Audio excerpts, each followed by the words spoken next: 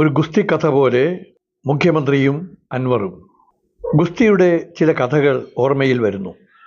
ഒന്ന്, ആലപ്പുഴ സക്കറിയ ബസാറിൽ ഗുസ്തി മത്സരം പണ്ട് പതിവായിരുന്നു. 2 വിഭാഗം ആൾക്കാരാണ് ഗുസ്തിക്കാരെ കൊണ്ടുവരുന്നത്.